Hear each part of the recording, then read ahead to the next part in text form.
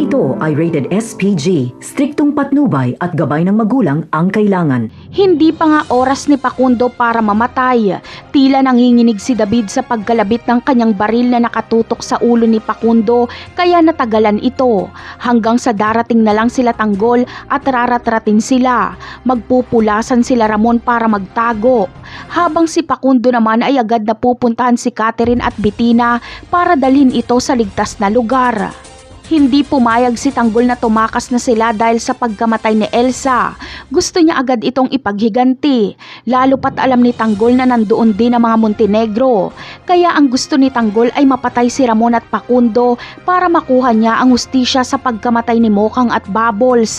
Pagkakataon na ito nila Tanggol, rambulan ang magaganap. Grupo nila Tanggol laban kila Ramon, laban din kila Facundo.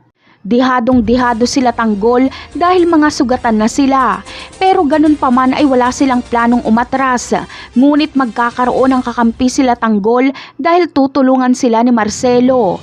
Bigla kasing susulpot si Marcelo.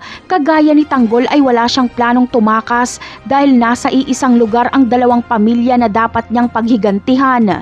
Kapag makita ni Marcelo si Olga ay sasabihin niya dito na ang mga kabalyero ang pumatay kay Bubbles. Kaya abangan na lang natin yan sa mga susunod na episode. Paalam!